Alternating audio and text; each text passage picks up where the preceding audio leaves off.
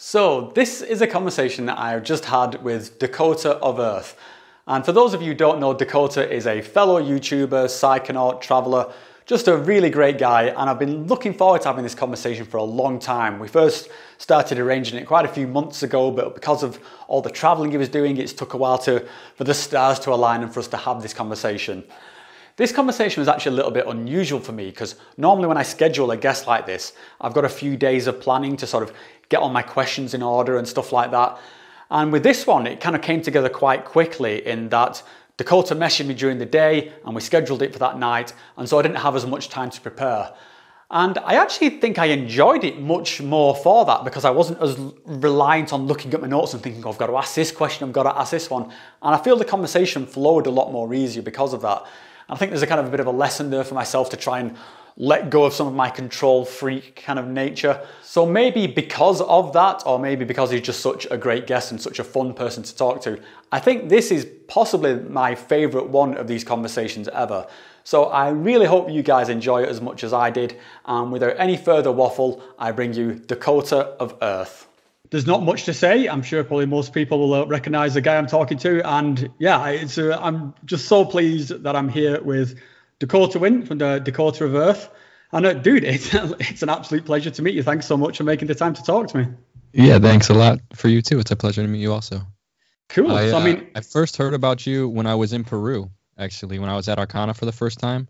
I was in the Sacred Valley and there was a group of us that just somehow were watching your videos. Actually, I think it was about Bufo. Oh, Did you make a video? You made a video maybe about Octavio? Yeah. So that was my first experience with Bufo. But that was here in Zurich, and yeah, I went to a psychedelic conference, and Octavio was one of the speakers there, and I knew nothing about him at that point, and they were pulling people off to one side and saying, hey, if you want to do a ceremony with Octavio, go for it. So I did. At the time, I'd already done ayahuasca and DMT and all the other sort of psychedelics, but this is my first experience with Bufo. And yeah, we just sort of did it out in the forest, stood up, sort of staring at the sun. Octavio, he always wants people stood up staring at the sun, which seems kind of insane to me now. But at the time, I just kind of went with it. And I just hit the ground like a sack of shit because your legs just don't work in those kind of states. And then it was kind of weird because I had this very powerful experience and Octavio was very good with me. And then afterwards I found out all this stuff about him, which was quite controversial. So it's kind of a weird relationship I've got with Octavio. I'm so grateful to him for that experience. And, I'm sure, as you know, when, you go through one of the experiences with, like a shaman or a facilitator, you can't help but kind of like bond with them a bit. But then I had to reconcile that with what I saw was some very strange practices, and yeah, that was kind of a struggle. He tases people, doesn't he? Yeah, he's got some very weird ideas which are completely at odds with my experience of him. So because he wants you to be on your feet, and he's got very strict ideas of how he wants this ceremony to play out, which kind of almost then starts being like it's his ego. He wants it to be like this for him rather than for you. And yeah, to the extent where he will, to call it a taser is a bit strong, but it's more like one of the electric shock devices used on a dog. So he stuns people to get them up, and he will pounce on people and just give insane doses of rapé, just blast it up the nose while they're still fully under, and just doing stuff like pouring water up people's mouths. So it's, yeah, I struggle to work out where he thinks the good is coming in that, because I don't think he's evil. Especially with that one, it seems like you just kind of let people go with that one, make sure they're okay and safe. But other than that, the journey is just like, that seems like such a personal journey with MEO. Exactly. I mean, that's it. I think that's it in a nutshell. It is, I think, the most personal of all psychedelics because it's just so inner. Everything just aligns inside. And so for him to, for want of a better word, just intrude on that experience in a way that can, is, it comes across as harmful. I can't imagine there's a particular scenario where water needs to go up somebody's nose, but you get into a lot of these traditions, I'd say, and I realize 5-MeO doesn't have as much of a tradition as some of the other things, because I think about something like Cambo, and if I describe Cambo to the average layperson, they burn your arm and then they scratch the skin off and then they rub in there. People think you're insane. Yeah. So I kind of do wonder with some of this Octavius stuff, like, is this just me? Am I not getting this? But yeah, that my gut feeling is no, it's kind of, he's crossing the line a bit here. And I think people have even died with him. Allegedly, yeah, and I'm not too sure on where the truth is there. I've seen reports of people talking about that, but then it just seems very unlikely that there's not then some kind of criminal situation going on. Yeah. I know that there have been situations where he's worked with somebody and then that person has like gone and committed suicide, or because they've been in a high state, they've gone and blundered into something. And this is not me making excuses for him. I think that's a very bad duty of care. But that's it. The framing that I've heard is that he has killed people on his watch, and maybe he has, but I don't know for a fact if that's true. But he's a strange dude. I mean, that's there's no way around that. But what about? Let's start with the Arkana thing. There's so many things I wanted to talk to you about, mate. So yeah, if I could just tell us a little bit about what's been going on there for this last year and a half, because I think my perception of when I heard you were at Arkana was that you'd gone out there, say, was it like the beginning of 2020, and then did you kind of like get stranded there with all this COVID thing, or was it intentional that you were going to spend so much time there? No, it was only supposed to be. So originally, I went to Peru. I got invited to Arkana as a guest to go there and film videos and just kind of, do that thing, do the whole whatever promotion thing and stuff. And 2 weeks, 1 week in the jungle, 1 week in the Sacred Valley, and it was like a big deal for me because I was just like, because I take the psychedelic experience serious, and I know how intense these experiences can be, and I wasn't really ready to take ayahuasca. I was like, I have no reason. I feel like I don't want to just come to Peru to do ayahuasca just to make a video about it. But I ultimately went there, and I guess there was a bigger reason ultimately. The universe had plans for you, mate. The universe had huge plans. So the owner of Arkana, Jose, he actually, after my 2 weeks, invited my sister to come. So I flew home for maybe 2 weeks, came back with my sister. Me and my sister again did 2 weeks, 1 week in the jungle, 1 week in the Sacred Valley. And while my sister left at her last retreat, like at the last day of her retreat, and she was the last flight out of Peru. Wow. And yeah, it was crazy. They shut it down because of COVID. So I didn't think COVID was going to be serious. So I was like, I'm just going to hang out in Peru for a couple weeks. I'll come home once the borders open back up and things chill out. And like that 2 week anticipation turned into like a month, turned into 2 months, turned into 3 months. And then I was like, oh my God. They said like, they were starting to say, oh, we're not going to open until October, which was probably like 4 months away. I was like, I can't just be stuck here until October. Oh God. It was amazing. I was living with shamans. I mean, just kind of, it was really, really an amazing experience ultimately. But just being trapped somewhere. I actually had to take a government flight home, like a rescue flight, which wasn't really a rescue flight at all. They charged me like $3,000. Holy shit! And it was a packed flight. Oh, yeah, it was ridiculous. But I got to live with these shamans, one Shipibo shaman, and then just this kind of other guy who I'm not really sure where he's from, the jungle somewhere, but he's not a Shipibo shaman. But he works within this family, with Maestro Justina's family. I think you probably drank with her. I've never drank with Justina. When I was there, it was I've been there 3 times, and for the first couple of times it was Vila, Angelina, and I forget the name of the older shaman, and they were kind of like a permanent fixture. So they were there the first 2 times, because when I went the first time, it was actually Pulse tours. It was before Jose took it over, and then the third time that I went, it was a guy called Christian, and Angelina's still there. And he was a really young guy. He was like, I think one of the youngest shaman, but he was one of the most powerful chairman I've ever met. And it was, and when I first got there, I was kind of like bummed out, like, wanted to meet Wheeler again. You know, I had my expectations were so locked in that I wanted this experience to be just like the previous time. And yeah, so it was a different crew. You know, the facilitators are always cycling around, but it was, it was just a great bunch. And I think this is something I've kind of picked up along the ways, not to get too attached to these people in a way that it stops you meeting new people, you know. And I've kind of opened myself up to experience, because I'm an absolute control freak. It's one of the things that I'm always planning ahead how things are going to be. And that just doesn't work in the jungle, because you get out there, as you've discovered, you get out there and it just has its own way with you.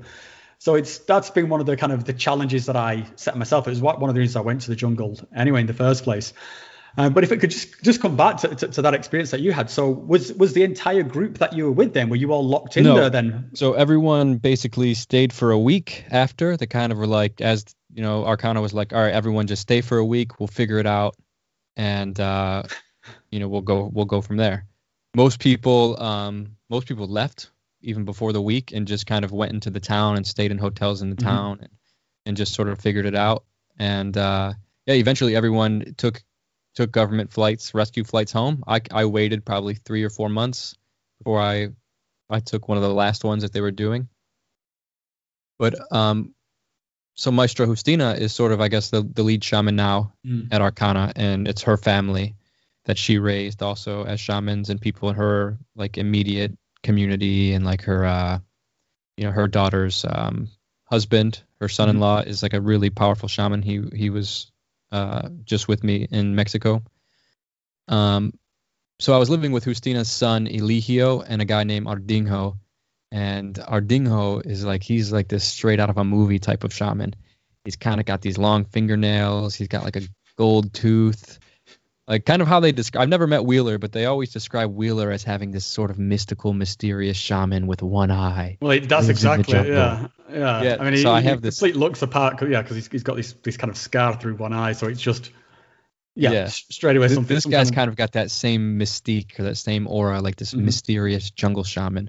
And he got bit by an alligator when he was a kid, or a crocodile or something, and he's got this big sort of like his leg is messed up, so he's got like one short leg. And when he was a kid, he was using the plants in the jungle to heal himself from this bite. He never went to the hospital or anything. And during this sort of process of healing his leg, he understood the power of the plants, and that was his sort of start or journey to becoming a shaman. And apparently he used to be like a brujo, like casting, you know, deep dark magic. Dark magic, communicating with entities, and you know, just doing all this sort of. He dieted gasoline apparently. What? Yeah, and during his Icaros, when he's singing Icaros, he's calling upon gasoline. Okay.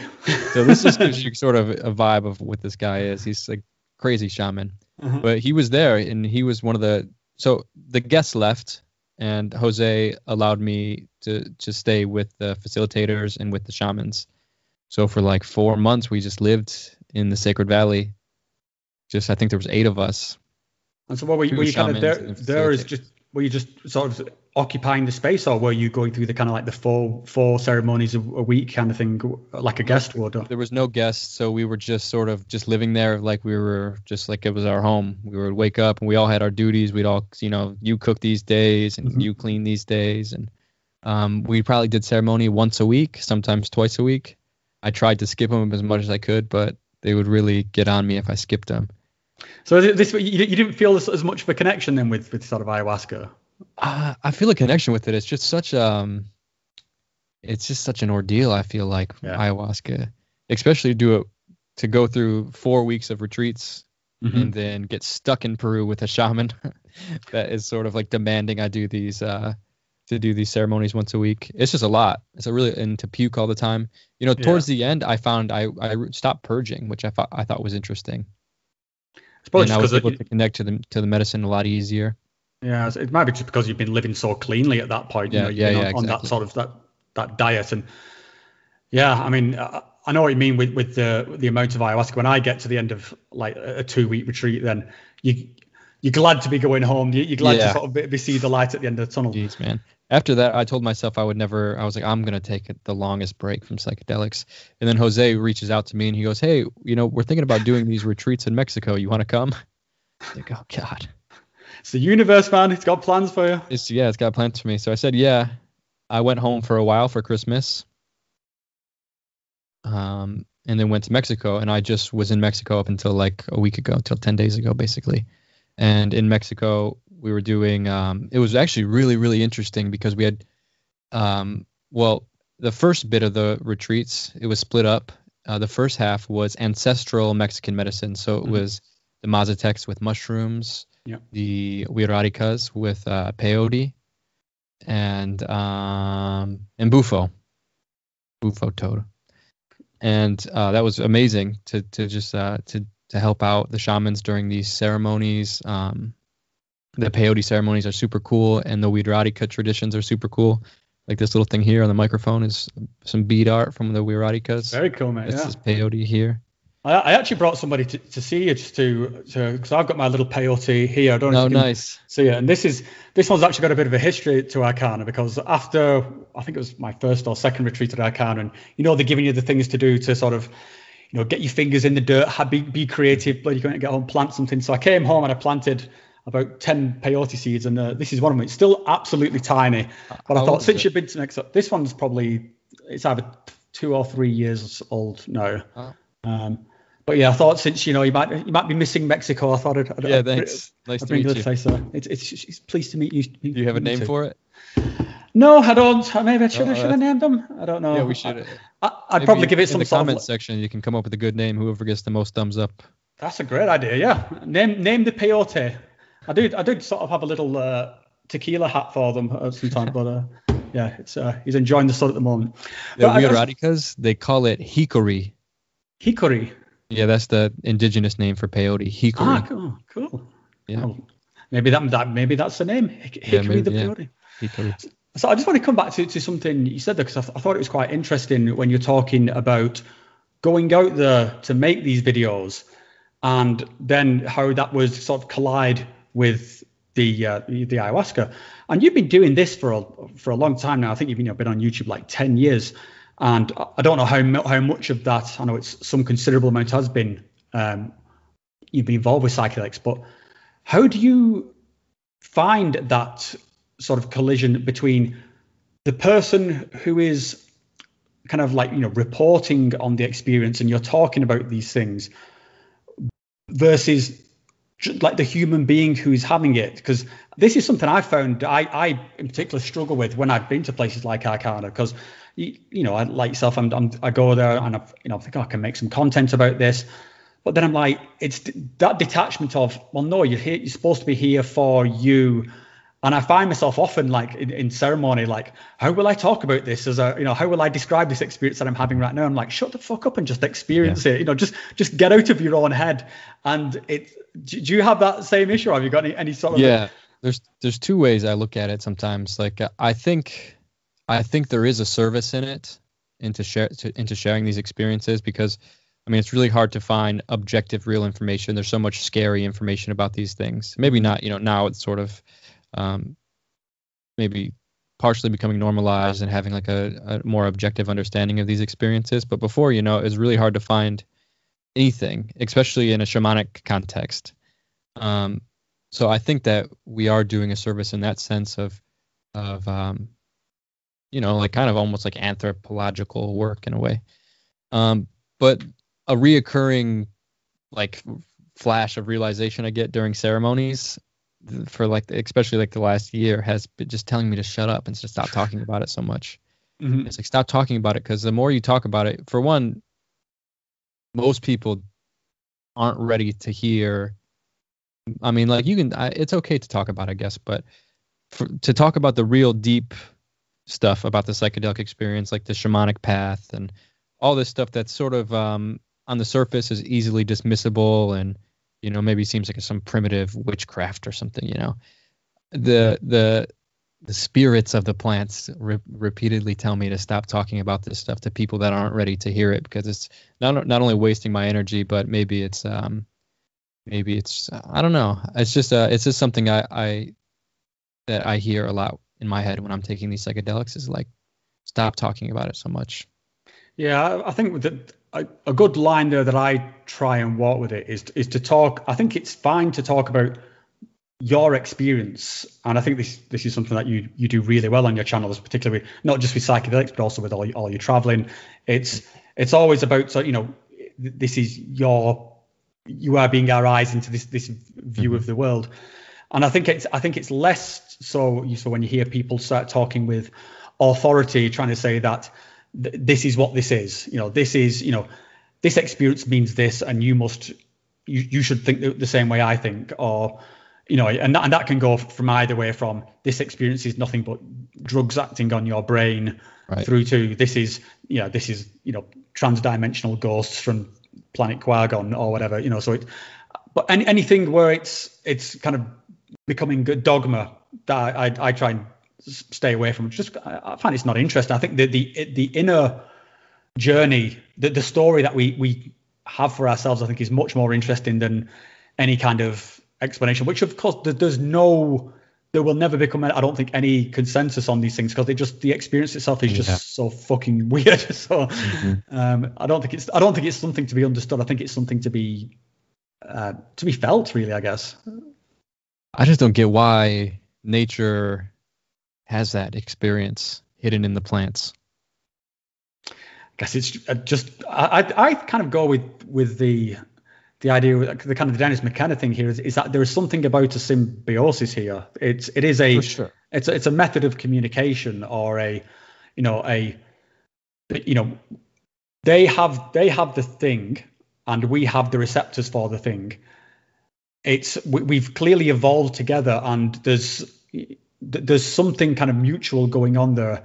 And I won't want to go as far to say we're sort of designed for it or something, but I mean, we adapt to our surroundings, and that's what's kind of provided. And I mean, what would the evolutionary benefit be to having these crazy colors and insights? And maybe it is just for that, just to give us to give us meaning, because to help us comprehend our lives. When I watched one of your recent videos where I think it was something along the lines of life is meaningless, and I get what you're saying with that video, and I totally agree. But some people would find that extremely disturbing. But it's true. It's absolutely true. I think of myself almost as a spectator to what's happening. This is just happening to me. I've got no idea what the fuck's going on here. Yeah. I often say, like, I didn't choose my wife. I didn't choose to fall in love with this woman. She just fucking appeared in my life, and she means everything to me. And I can't take much credit for that. It's definitely meaningless when you just look at it from an outsider's perspective. Like, from our own little, obviously our lives, we feel like we have meaning. Like, you love your wife. I love my cat and my dog and my family and stuff. So we have like this personal, relative, sense of meaning in our life. But like, the universe doesn't care about that. If an asteroid comes, smashes, it's going to kill everyone we love. It's going to kill my dog, going to kill my family. So like, ultimately nature is indifferent. It doesn't have the same sort of, it doesn't apply meaning to things that we do. And I guess you could argue that we are nature, but we also live in all sorts of delusions. So I think like ultimately nature has a more eternal aspect that seems indifferent. And to me, I guess that means that life is meaningless. But it makes it cool, because even though it's meaningless, we still fall in love.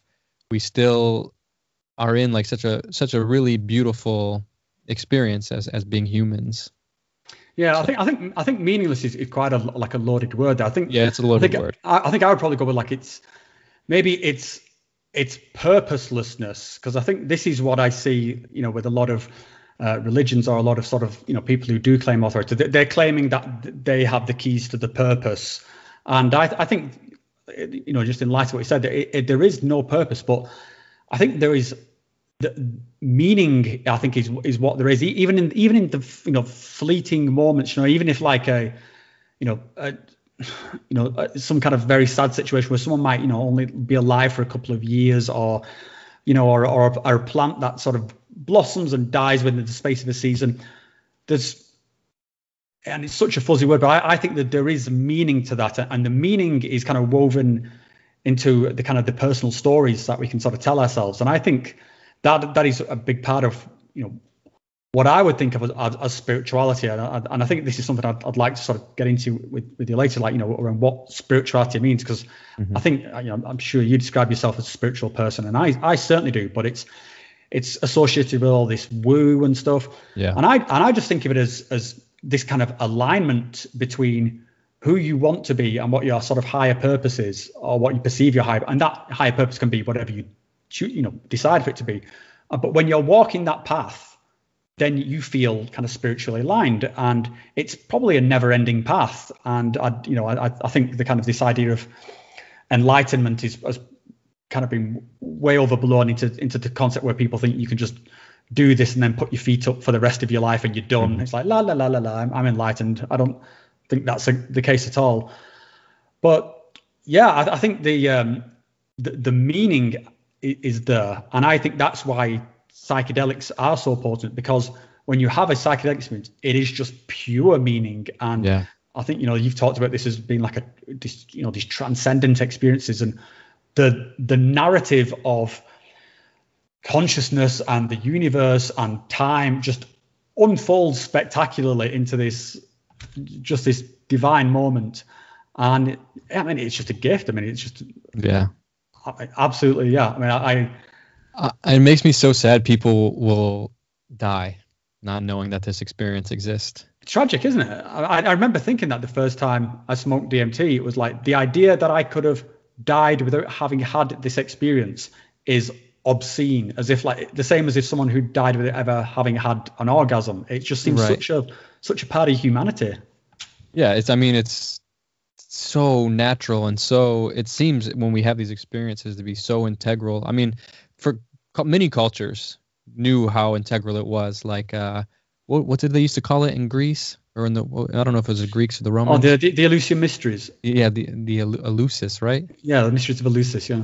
Yeah, like that. So there have been cultures that have recognized this, and I guess you get the mysteries. Yeah, that for me, that's what spirituality is ultimately about. Is just about the mystery. Like you said, it's about being aligned. For me, it's about being aligned to the mystery and recognizing that every moment is so weird and so strange that it just makes everything, anything that we get caught up in, like these stupid human stuff, it makes it seem mundane when you just take a second to breathe and just like, what the fuck is even happening right now? Yeah, and that's why I think the mysteries is such a good word for it, because I think it is supposed to remain a mystery. Firstly, it just sounds fucking awesome. The greater mysteries, and that you have. I hate it and love it. Yeah, I kind of love it, because it's just to me it says the thing that's supposed to be experienced but not necessarily comprehended. It is a mystery. You get this kind of portal to it through this. If my understanding around it's like a 7-day ceremony where the mysteries will be revealed to you, and then you kind of like you're good for life then, because that's. You are so prepared for just whatever life can throw at you, or whatever death can throw at you. I think it's just so bizarre that the universe would play out in this theatrical way. Like, think about how theatrical and dramatic human existence is. Oh yeah. And this is just one little tiny speck of nothing in the universe, and we're so. Everything: Shakespeare, Jesus, the Buddha. Us just being weirdos in the jungle. There's so much just like what did Terrence McKenna call it? He called it novelty. There's so much just novelty and beauty and complexity and strangeness just here in our own little human world. And that's I guess that is kind of what spirituality is. And I guess that, it's just about just recognizing our place. Just that this experience is so strange that the universe just seems to be unfolding and playing out in a theatrical way. I guess that's why they like universe. It's almost implied in the name. Uni is like this one oneness, and the verse is like a song or a poem, answer, a poem or something. Yeah. Yeah, and it's so humbling when you have one of these experiences, and it's I mean that's part of the kind of the wonder of it to me, is that the experience itself is just so incredibly humbling and sort of incomprehensible, but yet it feels so sort of structured. I mean, it is chaos, but it is also structure, and you have a place in it, and it's eternal. But you yourself are a fleeting, nanosecond on the clock of time, and you have to grapple with all this in the moment. And then you have to go to work, and you have to go to school, and you have to deal with relationships and take care of a dog. Yeah, that's something I wanted to ask you about. Like, I mean, you talked about settling back into your life back in the US now.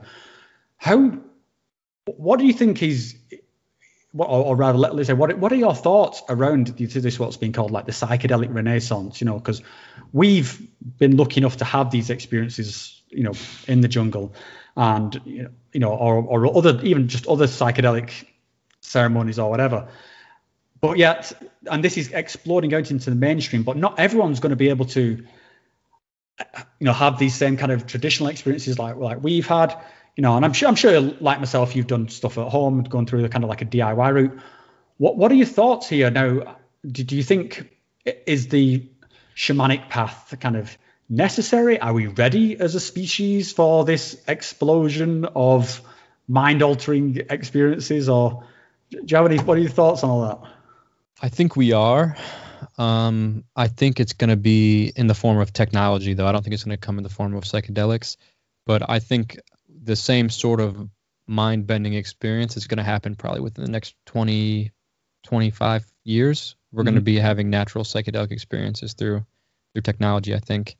Just completely mind-blown, almost problem. I mean, in 100 years from now, 200 years from now, that's being very like going for the long haul. It's technology is going to be so insane that the sort of enlightening experiences that we get from psychedelics we'll be able to get through plugging into something. Just be some algorithm. Okay, they want the spiritual oneness experience, and then all of a sudden, I think that's coming with 200 years. I mean, that's hopeful. Probably way before that. Yeah, I think it's definitely. I think there's once those initial kind of interfaces are made, and they're already in sort of very early prototype stages. But is that something you are kind of hopeful for? I think it's inevitable. Mm-hmm. Yeah, I think humans are just going to eventually turn into a technological species. I think right now, actually, the mushroom told me this during my last ceremony, with Arkana. I had the craziest mushroom experience I ever had in my life. It'd take up the whole podcast for me to go into it. But it told me that we are in the last stages of humanity, and that it's going to transform into something different. And it was showing me how the internet is actually like this. It's like the hive mind, in that we are all gathering in the same way bees go and pollinate and stuff like that. We are doing that with experience, and we are uploading the data to this hive mind. And eventually we're all going to be plugged into it and return to our natural state of oneness. And the mushroom was just explaining all this wildness to me. But to answer your question, yeah, I think the shamanic path, I think it's necessary. I think to properly have the experience and to integrate it into your life, you need a shamanic context to do it. It's a struggle to say whether or not people need to travel to the Amazon or something to have these experiences in a traditional Shipibo way or whatever way. I mean, I think the pilgrimage is so important. It's such a big part of it. Maybe even more so than the actual experience of taking the ayahuasca, like the whole, going to the Amazon and doing it with a proper shaman that was raised in a culture that revolves around this. And for me personally, that is such an important part of the process. I agree, mate. And they have such knowledge of this. They know, like when we do mushrooms, we see our cultural, or in the United States here, the cultural relationship to mushrooms is partying. Oh, the colors. Oh, the funny feelings. I'm melting into the ground, or whatever.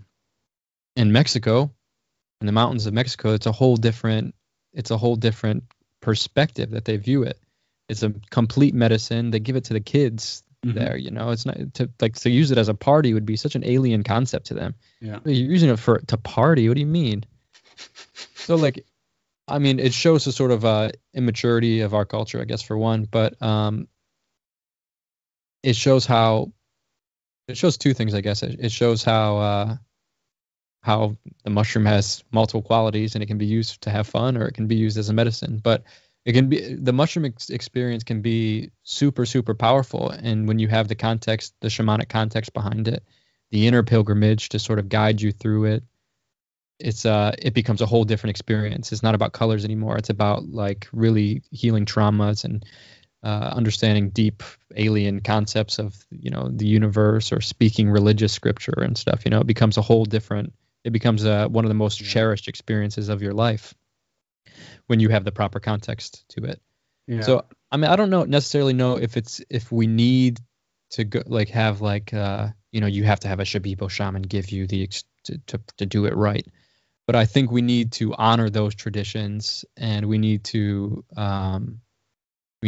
utilize them in our own kind of ways. I think there is a blend happening, and there's ultimately, in 20, 30, 40 years from now, the Shipibo traditions are going to be a lot different than they are right now. Yeah. Hopefully they can maintain some of it, but it's, the psychedelic world is exploding so much right now. There's going to be a whole wave of neo-shamanism, I think, and I don't think we can stop that from happening. I think it's just inevitable as, the internet connects everybody, and this knowledge gets out, and it's becoming super mainstream. I mean, there's even you can get psychedelic stocks, like companies that are totally, this is what they do on mainstream stock markets. So, I mean, we're getting there, and I don't think there's any slowing the boulder from rolling down the hill at this point. Yeah, no, I don't think so, and I certainly don't think it needs to be everything's locked into a Shipibo tradition. Although certainly I absolutely love that tradition. I think it's something, the synergy between that and that tradition and ayahuasca. I've done a few different ayahuasca ceremonies, some mostly with the Shipibo, but some more sort of neo-shamanism, or some are more of the Sacred Valley style shamanism. Yeah. And yeah, my heart is kind of with the Shipibo one, but I think the thing that comes from that is some sort of framework. I think is the way to have it, and I think that it's that framework that when you talk about the sort of the party use of psychedelics or any substance, that's kind of not there. So it kind of collapses in on itself into this kind of, let's just see how fucked up we can get on these, and let's dare each other to get insanely fucked up, and then just smoke ridiculous amounts of salvia or whatever. So I think that's what I would like to see come into the psychedelic renaissance, is just more attempts at a container for these things. And with that container, I think there needs to be, if we're going to take this as seriously as what we talk about, this is medicine, this is the new wave, this is what's going to save mankind, then we need to sort of have not just the people who want to sort of pour the medicine and be the cool person who's holding space, but also the people who are going to pick up pieces of brains on the floor as people absolutely lose their shit, which they inevitably will, because we've got this kind of hundreds of years of culture then colliding, which has raised us all one way and built all these structures, which is then going to just hit the wall of, like I say, the awe and wonder of the universe unfolding. And some people, it just blows their mind. I think as a species, that transition is going to happen no matter what, whether it be through psychedelics, through the collapse of culture, through technology. I think right now we're in such a huge transitional period right now, as not only here in the Americas, crazy right now, but all over the world. I feel like everyone is experiencing COVID, everything. There's so much right now that is guiding us to a new stage of humanity. I feel like, it's interesting to be the humans. We're sort of the in-betweeners. We're the people that were raised before really technology was super normal. Like, I'm sure, you're the same age as me, more or less. We grew up, we didn't have cell phones growing up. I remember maybe I had dial-up by the time I was 11 or 12, maybe, like just entering my teenager years. We had dial-up, and I mean, yeah, it's the stuff is happening so quickly and rapidly changing so fast that, I mean, it's going to be unrecognizable. And we are the people that are carrying that in. We're like, our generation is the generation that was pre-technological to the future, basically. I mean, think about how different we are from today's kids, from when we were kids. It's absolutely, utterly different experience. Like it's completely different. And I think it's just going to keep getting crazier and crazier. So, I mean, in 3-4 generations from now, these people are going to be experiencing, they're going to have no choice but to confront the things that we get confronted with during the psychedelics, whether it be the mystery, the traumas, all of that. The whole package is going to come unfolding pretty soon. Yeah, and I think part of that, what you just said, is that we have sort of experienced this technology transition, but I don't know if we've fully experienced what the technology is doing to us. And I think that's kind of what you were saying with the kids.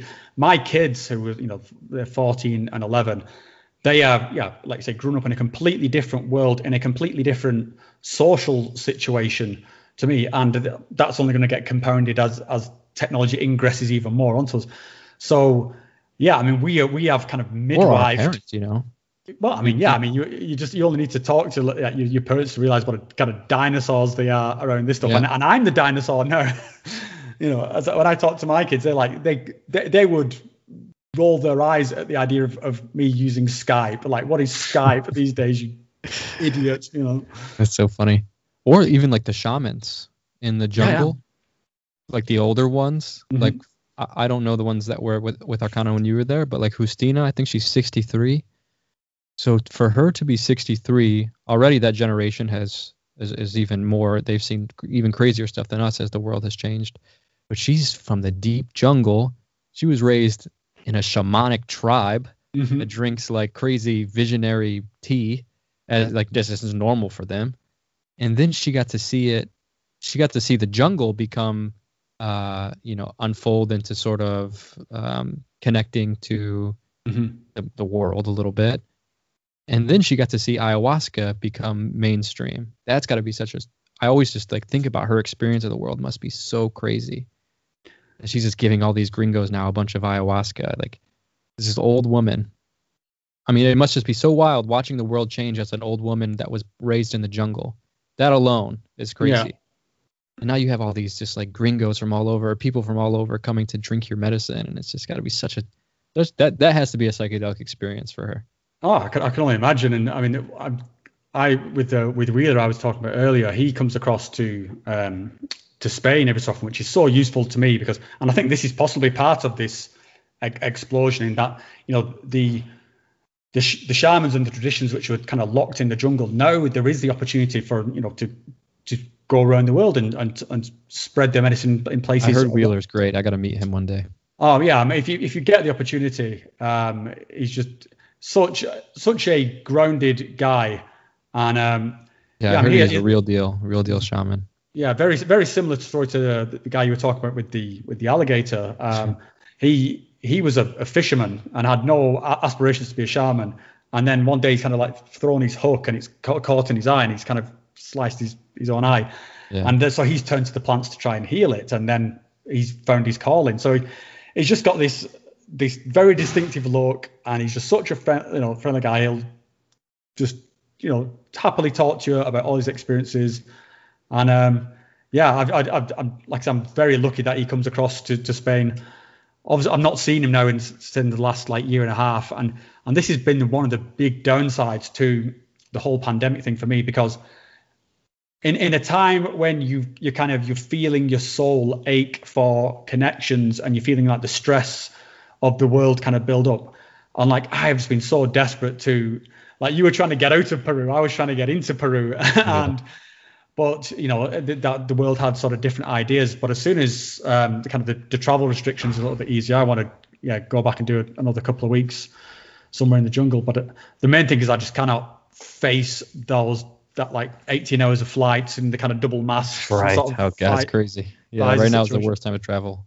Yeah. It was. I mean, I know someone who's just come back from Arkana, and she was saying like, I've got to go to Arkana. I'm really feeling the call, and I was like, dude, just wait a little bit. Maybe it's, I think these travel restrictions are going to really take the edge off the retreat. But she said, no, I've got to go.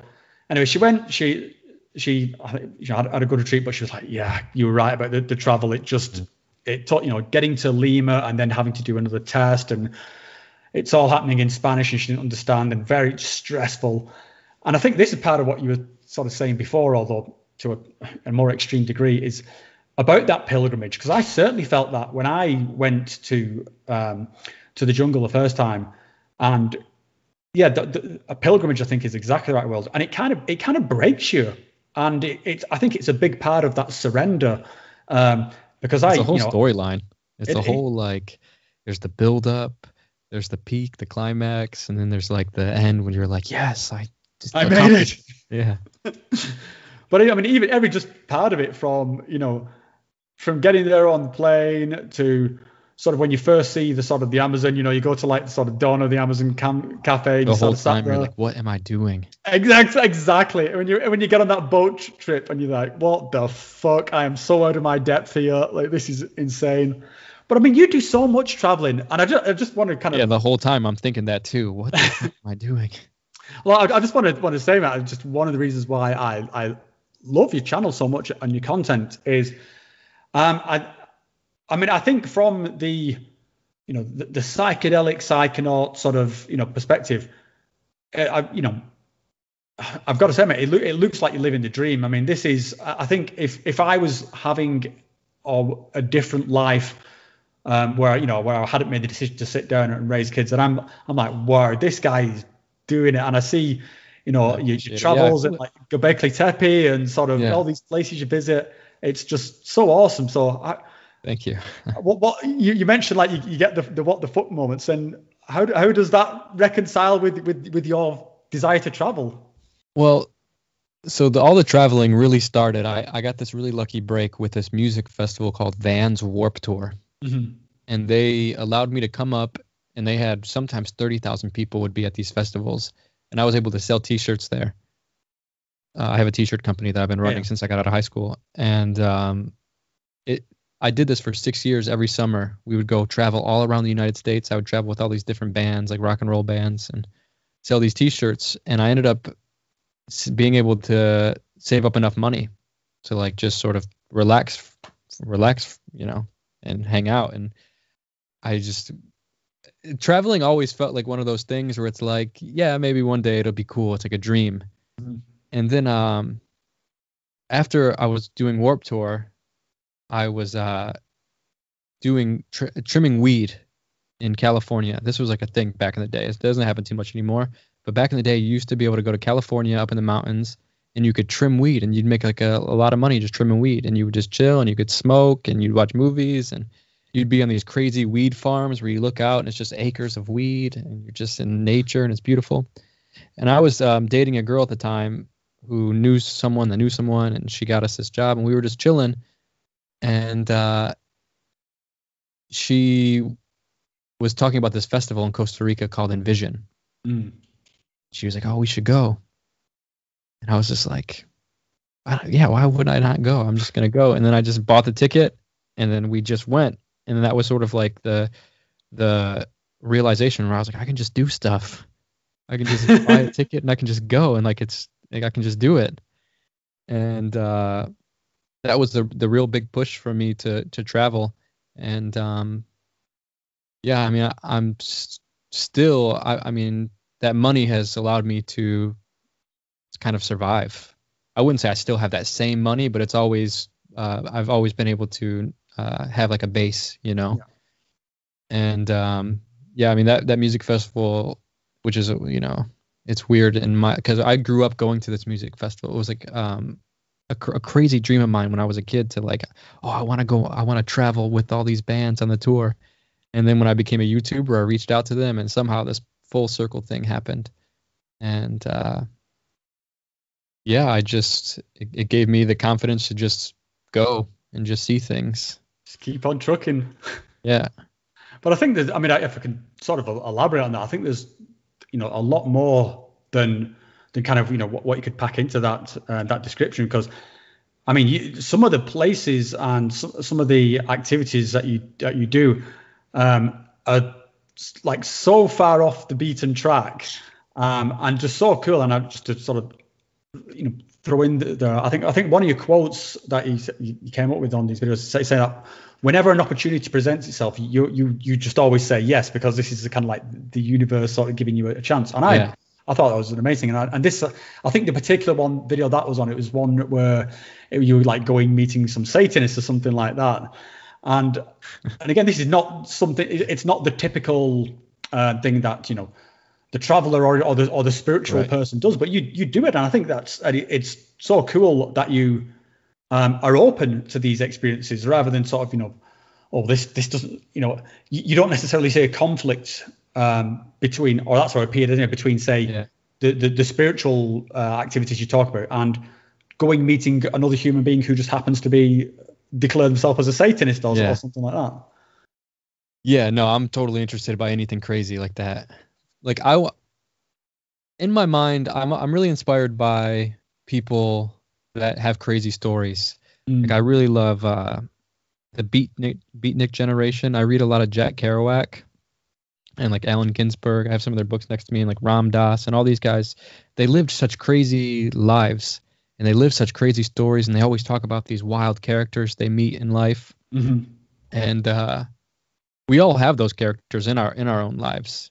People in our lives are such characters. And for me, like, I just view life as a movie, and like even some of the stuff I've done, I don't feel like I really have done it. Like, it feels like someone else has like, I don't feel like a person that has, went to a satanic cave and hung out with these Satanists. And it just feels like, I don't know, it feels like something. It just happened to you. Like, yeah, I don't know. But I just, it's all, for me, goes back to the mystery and just chasing the mystery. It's all a spiritual practice. It's like that's all, like, putting myself in these weird situations, these uncomfortable situations, or just saying yes and just kind of seeing what happens is like watching a movie unfold. And I don't know, it's just fun. It makes life fun. And it seems like when you start accepting life in this kind of way and just like allowing yourself to just be on this conveyor belt and just like watch life as it happens, it seems like NPCs just start popping up, and like just like these strange people that start showing up and start, hey, come over here. I was in Transylvania walking through this town, and this crazy little guy comes up to me out of nowhere, and I didn't speak. Apparently I have the video on YouTube. Romanians are saying he's not speaking any Romanian language. They're saying he's speaking Hungarian. The Hungarians are saying he's speaking Romanian. So apparently this guy is just making up a language. And I get the gist of what he's saying, and he invites me to his house, and I just follow him to his house. And I just sit in this guy's family's house, and his family's just all scrunched in this room watching Disney Channel, drinking coffee. The dad has like a pacemaker on his heart. This is a crazy situation. And it's just in like this Transylvania village. It's like total Transylvania vampire village with like the fog and then the guy tries to get me to follow him 5 kilometers into the forest. He's like, I got to show you something. Come with me. So, but it's just random situations just happen when you say yes. That would never just like, that's a crazy story, and it would just never just happen unless I just didn't say yes to stuff. So, and especially with YouTube content, it gives you the most interesting content, I feel like, when you just say yeah to all the people that come up to you. I mean, it takes a lot of courage, man. I think it's like I said, I think it's very inspiring. I read these situations, like if I felt uncomfortable, I would definitely. Yeah, I'm sure. Yeah, I don't get the impression there's anything that it's carelessly what you're doing, but still, I think it's. I mean, just to do these things, it is something I think a lot of people dream about, and whether they can't do it for sort of financial reasons or whatever. Again, I think this is the cool thing that you get to. Take us on these journeys. And it's also just not as expensive as people think it is. Like, I understand if you have kids and you really financially you have dependencies that you have to take care of, but if you're just like a and you're young, younger ages, or you don't have kids, or you don't have much responsibility. Like I don't have a car. I don't really have a home. My family owns two homes right next to each other right here. So I just stay here when I'm around in the United States, and it's really the most expensive part is the plane ticket for at least the countries I visit, like Mexico, India, Eastern Europe, the Middle East. These are really, really cheap places for the most part. So you spend $1,000 on the plane ticket, and then you live for like a couple $100 a month. Yeah, I think it's that anxiety. I think it's because it's kind of it's drilled into us to for sure. You've got to have a house, you've got to have a plan. Yeah, don't leave your job, because then you'll have to, what are you going to do then? Yeah, but you figure it out. Yeah, I mean, exactly. That's but people I think and when we talk about sort of people like sort of Ram Dass or whatever, or yourself, these are, it is the people who've kind of said, well, no, let's get on the conveyor belt, let's see what happens, and then all, like you mentioned, all these characters do start appearing, and it just works itself out in a way, without being trying to sound too flippant about it, but it kind of comes together, and you can, if you don't go looking for these experiences, then they're not going to happen to you. But I think that's the hurdle that a lot of people can't quite get over, and so we end up with a lot of people envisioning that they will do these things when they retire, or sometimes they put it off. They put a kind of a gate in front of it, or a hurdle in front of it. So it's like, oh no, that will happen then. Yeah. And then I'm the opposite. I'll figure it out later. Yeah, which is awesome, man. I think it's, like I say, it is a very I don't want to sound like patronizing with saying it's a brave thing to do, but I admire it. I'll put it that way. I appreciate it. It's a very cool thing. I live an interesting life. Well, that's a perfect sort of service to life, mate. I think that's you've been given the gift of life. Live it to your sort of fullest. I mean, I sort of I'm quite lucky. I get to do a bit of traveling with my family. Yeah. That is one thing that has, it might be a bit controversial to say, but it has been an upside to the pandemic, in that I was been away in Greece, and I've just been to Egypt in the last couple of months, and it was empty. I had like Egypt to myself. It was nice. Where'd you go in Egypt?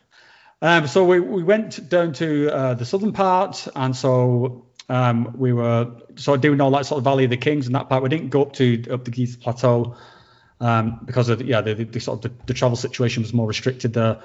So yeah, we were in Hurghada, and then we went across to I forget the name of the place where the Valley of the Kings is anyway. And we would sort of just walking, like if I showed you some of my holiday photos, it's just me. I mean, it's all the tombs. There were no queues for anything. Every picture we took of every destination, it was just my family in it. It was just, yeah. Cool. And like the guides, like we saying to us, yeah, you do not know how lucky you are now to have this. And so yeah, there was no kind of like standing outside in the baking sun, and it was, yeah, amazing.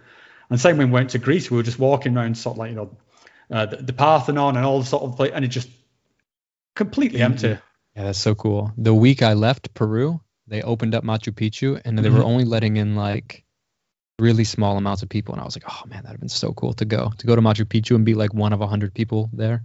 Yeah. I mean, a lot of the times I've been, it's been, I mean, yeah, just absolutely sort of rammed. You kind of, everybody's queuing up for every sort of, selfie kind of thing of all the typical locations. But still, I mean, I loved Aguas Calientes is one of my, I mean, it's like something out of Avatar, I think, when you get there and you just see the kind of cloud forest and all the, and it's usually pissing down. So it's such a cool place. I can't wait to get back there. But where would you say is your favorite sort of place that you've traveled to? I think India. Mm-hmm. Yeah, I think India is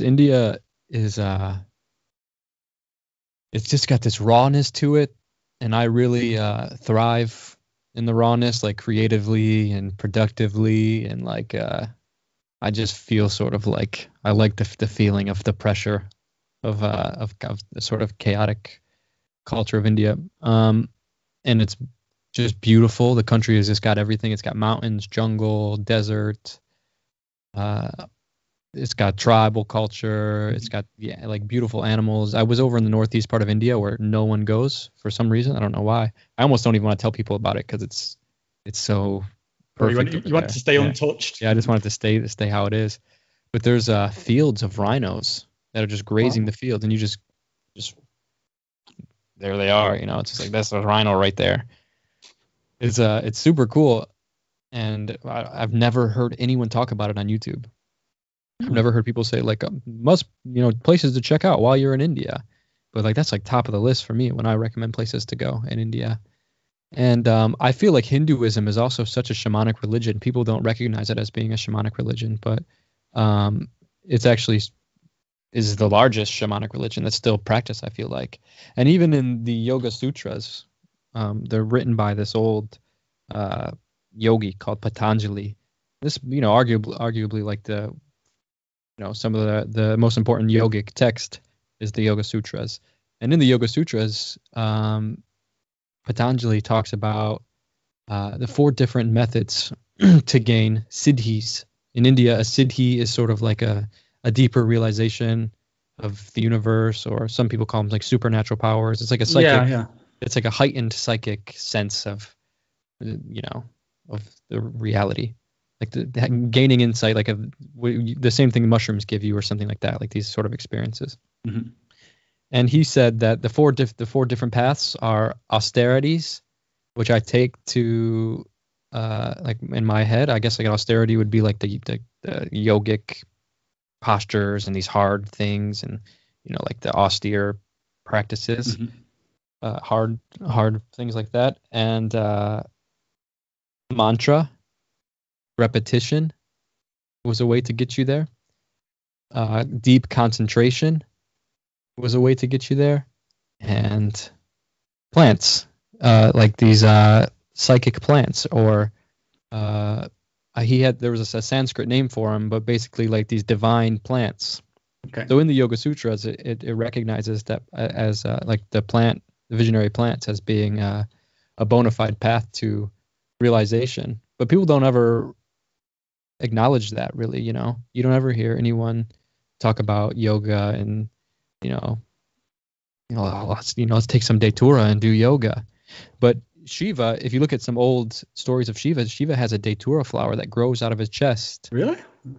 Yeah. And when you go hang out with these sadhus in India, the ones that are, really out in the caves or out in the jungle, they're all just smoking weed. They're getting as high as they can. They just sing all day. They meditate all day. It's like it's a total shamanic religion. So like India is an amazing country for everything I'm into. Yeah, I was watching one of your videos with you and Tom, sort of hanging out with some of these guys, and I was kind of wondering, like, when you go on these travels, like, how do you communicate with these people to come into these situations? Because I'm assuming you don't know all the languages, or do you take a Well, how do you get yourself in these situations, Dakota? Just say yes to situations. So those guys, particularly in that video, that group of sadhus, it's a long story, but I used to do kind of like video work with the Ram Dass Foundation, helping them with social media stuff and just whatever they asked me to do. I was happy to help whatever they needed from me. And they were all going to India the same time I was going to India, so they invited me. Come meet this Baba. Come hang out with us and meet this Baba. And I went and met these group of sadhus with those guys. And then ever since then, I've always went back to visit these sadhus. And I was like, Tom, you got to come meet these guys. Like, we'll go in the jungle and we'll just like smoke weed. It's crazy. And so that's how those particular situation is. How I met those guys. But I don't know how we communicate. It's just laughs through hand signals, and I know a little basic Hindi. Like, I don't even know how I'd call it basic, but like I know very simple Hindi that if someone was talking to me like a baby, I could understand what they were saying. So that helped a little bit. I spent a lot of time in India, so I was there for almost a year, I think. So yeah, India's definitely, it's on my list at the moment. It's the best. Seriously, such a beautiful, and I love Jordan. I would put Jordan up there, and Jordan's my top 5 best countries, which is another one you don't really hear people talk about going to Jordan very often. You don't hear a lot about it, but I think it's so which is weird because it's so recognizable. With a lot of the sort of the ancient architecture, the kind of like the tomb that was in one of the Indiana Jones films, and Petra.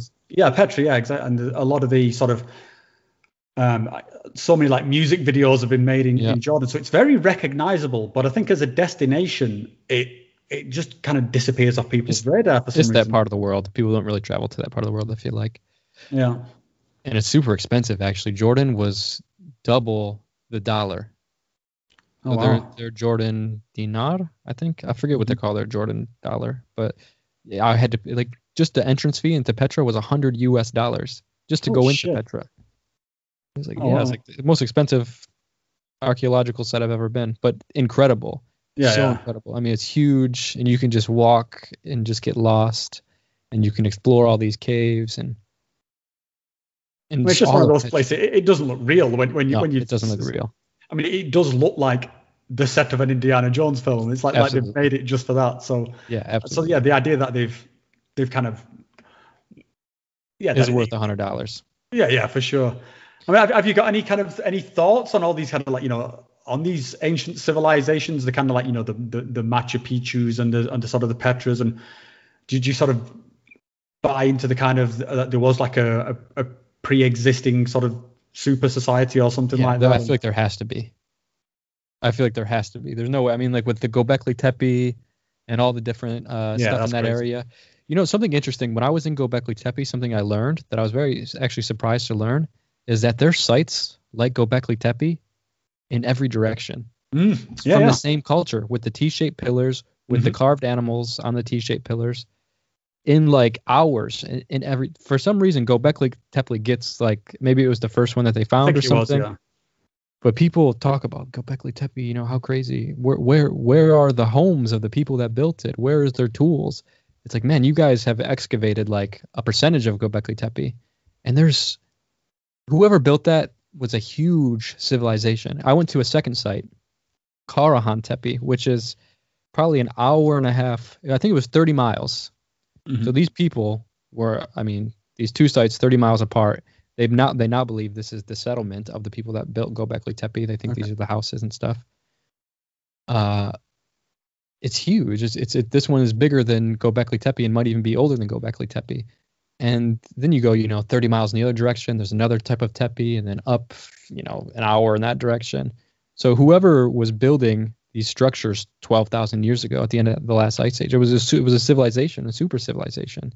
They completely had taken over that area of, southern Turkey and Syria, northern Syria. And these guys I think Göbekli Tepe isn't it the biggest megalithic structure ever and the oldest? I believe so, and they've excavated like a fifth of it or something. Based on the sonar, I think they're anticipating that it's bigger than any other megalithic site. So 12,000 years ago, these guys were building these huge sites all around this area in miles and miles and miles in every direction. And then they filled it in. Intricate carvings of animals that pop out of the rock. Normal. Okay, I would still be impressed if they were carving into the rock, but to carve the rock out so the animal is 3-dimensional and popping off the rock, that's like, you don't just learn that overnight. That's like a clear, lineage trait that is probably passed down over generation and generation and generation. So these guys, this is a lost civilization that we know nothing about outside that they built these T-shaped pillars. But in Karahan Tepe, they found crocodile bones, lion bones in Turkey. So that means 12,000 years ago, this place would have been populated with animals, and it would have had water through it. Yeah, it's insane. Yeah, it's definitely. It's Göbekli Tepe is so on my list of places to visit because I'm like a uber nerd for all the kind of the Graham Hancock sort of lost civilizations stuff, and it's kind of I think it's like the answer to all these kind of questions of like, well, where are these civilizations then that were older than the pyramids, or the date that they was given to the pyramids, and then when Göbekli Tepe comes up, then it just kind of smashes that argument wide open. Yeah, Göbekli Tepe is not even like it's not even that cool when you realize, like, oh my God, like these people this was huge. This is a huge civilization. There's no way. I don't even actually understand how they can claim that civilization isn't older than we think. That this is the proof.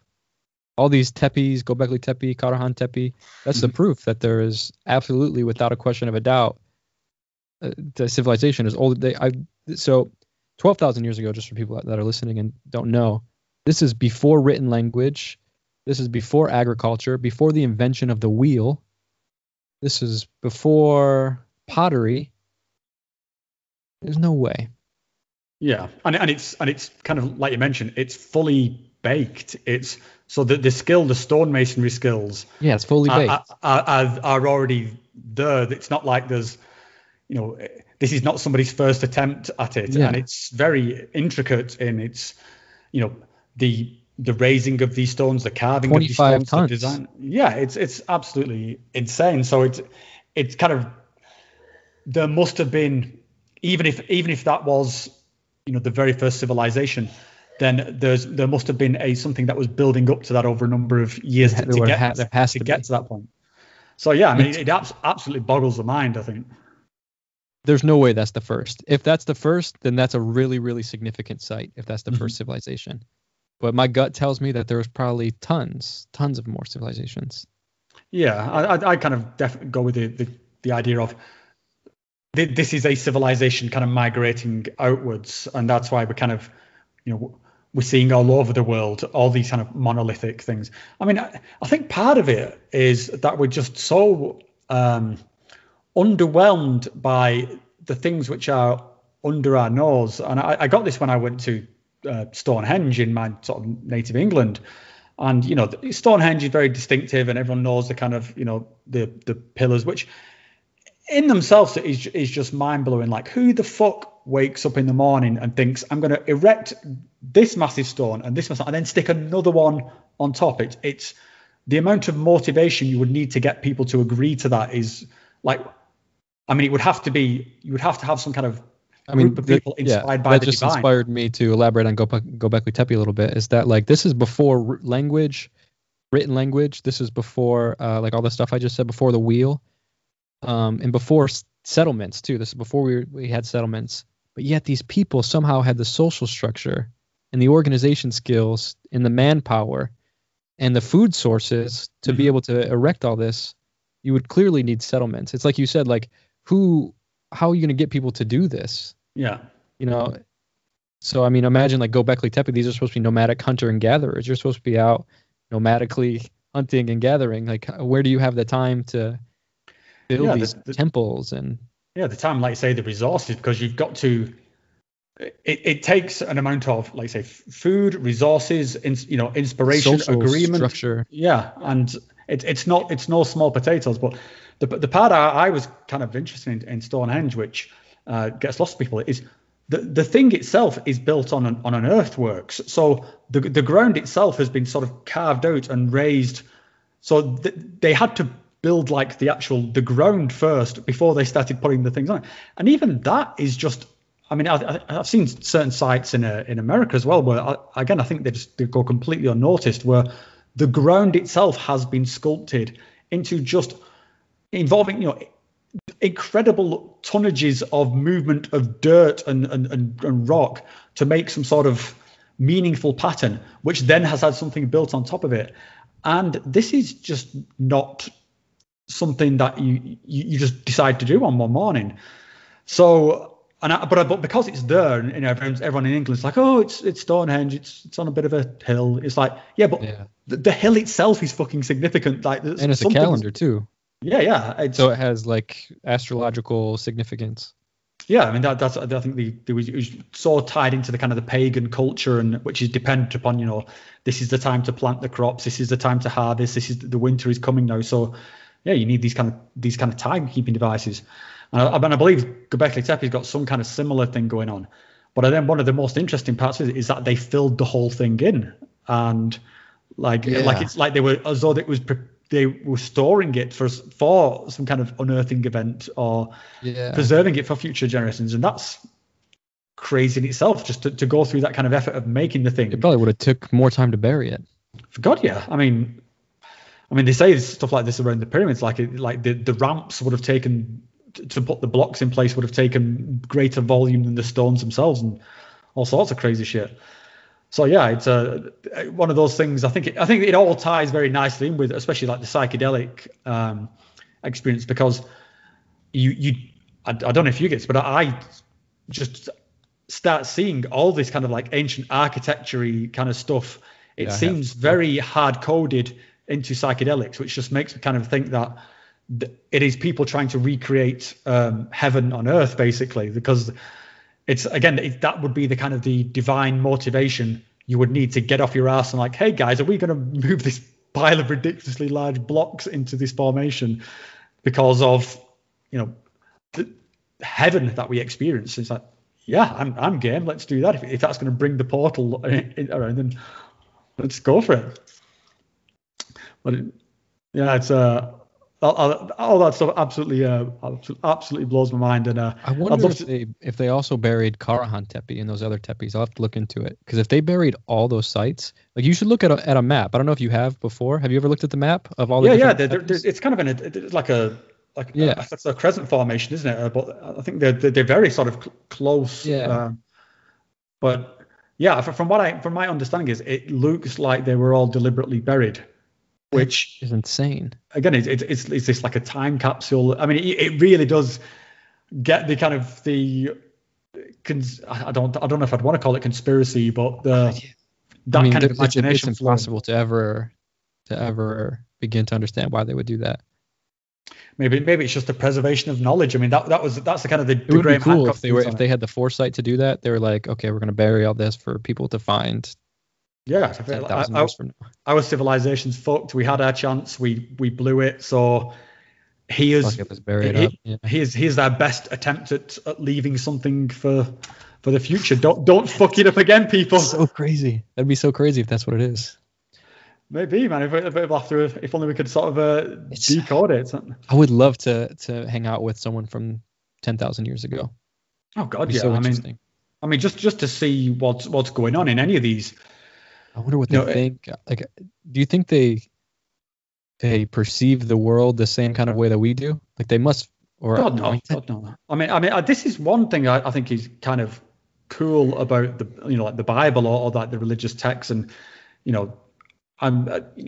people sort of. I've certainly been through this kind of like hardcore atheist phase where it just kind of dismisses things out of hand. But I think if you look at them as a window of this was our ancestors trying to understand shit, then they're kind of fascinating. I mean, when you especially like the Old Testament sort of stuff, it's like, it's insane. It's just so fucking mental. But this is someone trying to comprehend the world who doesn't have any of the tools or that we have, or the knowledge and the comprehension that, there's different continents with different biomes and different sort of, animal. There's something just over there beyond the horizon. If you just, so, and I think in that sort of framework where it's just you and God, the creator of the universe, and you've got to make sense of why your life is like this, then it's kind of fascinating. But yeah, I think it's part of our like consciousness evolution. That's what we needed at that time to comprehend the world. I don't think it works today in the current world, not in the hardcore sort of form. So I think like the people who look at the Bibles like, yeah, this is the absolute word of God. But I think that, the ideas of having a relationship with, like the higher power that I talked about before, I think these are something that we've. I don't think that's a bad idea to sort of keep in there. Although certainly I wouldn't frame it within like the 10 Commandments or all that kind of shit. But what about yourself? Well, I actually love Christianity. I've done so many little Christian pilgrimages. Like in Jordan, I went to the Moses Memorial. Mm-hmm. When I went to Jerusalem and went to all the holy sites. I went to Bethlehem and went to where Jesus was born. Just religions in general are super interesting to me. Christianity has been an interesting one because I have revolted from it. I think then naturally as just, kind of as a rebellion against the way I was raised. But then I kind of found through psychedelics, started to find my way back to it and find myself sort of observing it from a new way. And yeah, I find that I really kind of love like the Christian stuff now. Me and your mate Tom, you know Tom, Mm-hmm. he's actually reading the Bible right now. So sometimes like the last few months we've been, we call maybe like once a month. We'll call and we'll just have like these 3-hour conversations about the Bible. He just kind of fills me in about everything he's reading. It's really cool. Actually, yesterday we did a podcast with Tommy Chong. You know who Tommy Chong is? Oh God, yeah. We did a podcast with Tommy Chong yesterday for Tom's podcast and for your mate Tom's podcast. And Tommy Chong he's super into Jesus and stuff too, and we spent the whole podcast basically talking about that. But yeah, I think Christianity, there's a lot. I think because we were raised with it, or I don't know if you were raised with it, but me personally, I was. Yeah, it was, yeah. Yeah, I was raised with it, and we were raised by it from people that have no idea what they're even talking about. So like we see that it doesn't work. We see like, oh, you're preaching love, you're preaching compassion, you're preaching the word of Jesus and whatever.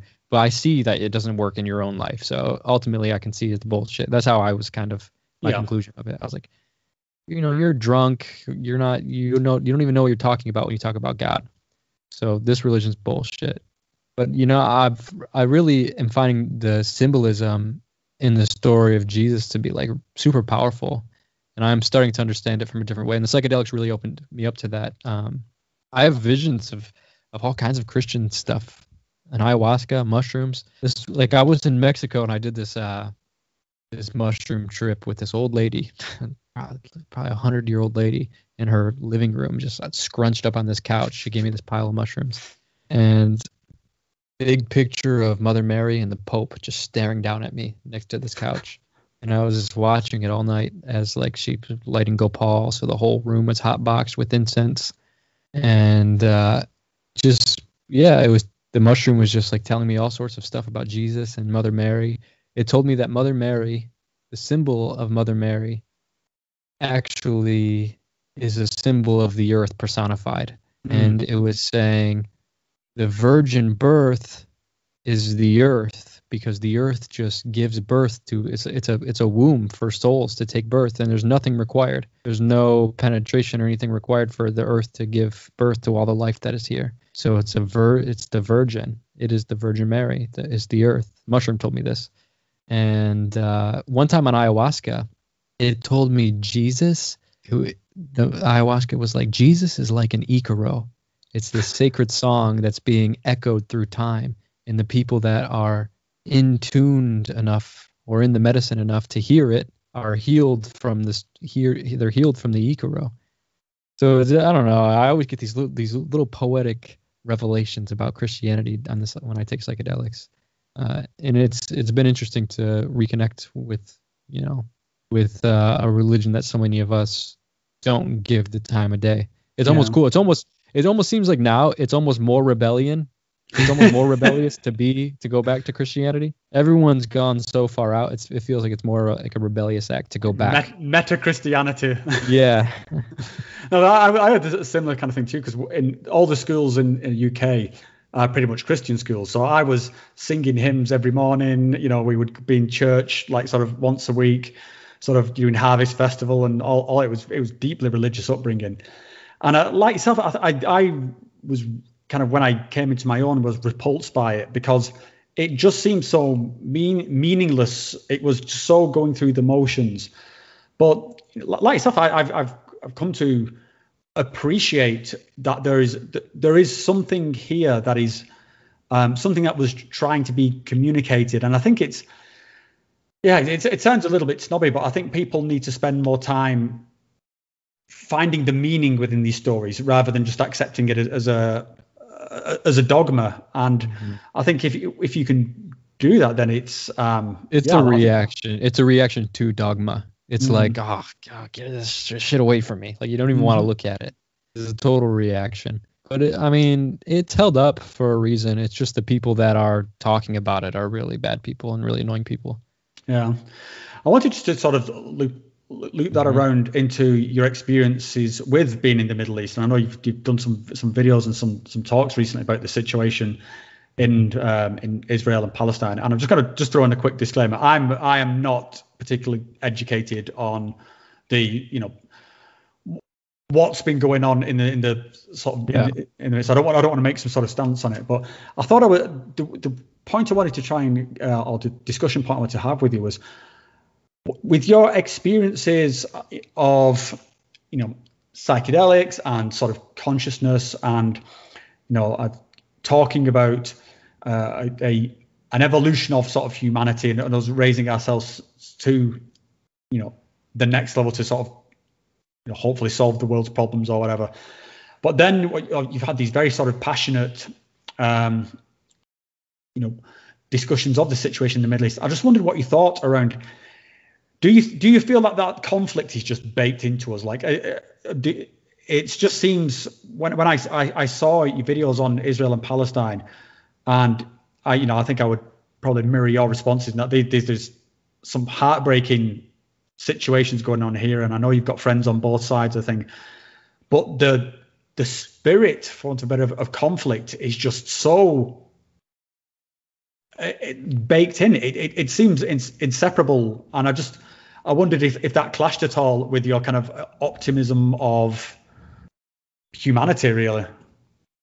For me, like, ultimately, I recognize from an absolute position that it doesn't matter. Nothing ultimately matters. What hurricanes happen and wars happen. It's all sort of a natural process of the whirlwind of creation. But I think I want to see an overthrow of the American government. Well, in there or